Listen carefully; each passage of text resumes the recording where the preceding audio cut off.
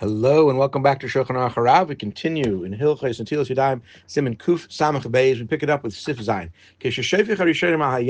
When you pour the first pouring on your hands, you be careful to pour it in one pour. Al kol perach hatzorich to the entire area that needs to be washed. Mikol makom, nevertheless, ein tzorich shvicha achas mamish. It doesn't have to be like exactly one pouring. Ella shelo yafsik milishpech ad sheyagiu hamayim mikol perach. Rather, it just means that don't stop pouring until the water gets to every area of the hand that needs to be washed. And Yadaim tahiris l'chatzayin, because you cannot purify your hands partially. That's because that's not called the normal way of washing. I mean, if you stopped pouring after washing a portion of the hand, then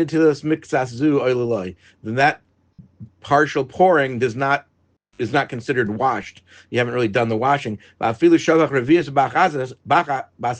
if you've poured a full revius in one pour, the nitmu hamayim and the water became tameh from the first pouring, it doesn't work. You never purify anything. That water just becomes tameh now, and you haven't done anything. You have to go back and do it again, and even pour back on what was already washed. And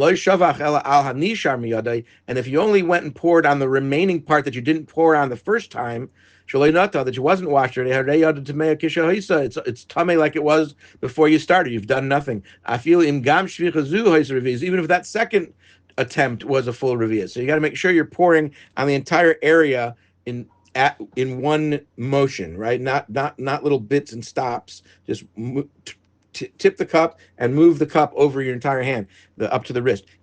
Some say that if there is still on the part that you wash, if it's still moist to the extent that it could make something else wet, then the second pour will combine with what's already on your hand. And then it's considered you've washed the entire hand. Because liquid that's so wet that it could make something else wet if it came in contact is considered connected for purification purposes of the hand. And it becomes as if it was one washing. However, one should be machmir, one should be stringent, like the first opinion. This is all by the first waters. The second pouring, the second set of waters, if you poured a little bit on your hand, and then in the second pouring, and then you went back and poured on the rest, even if it became totally dry the first time, that's still okay, because the second water is to purify from the first water, so that would still be okay. Have a great day.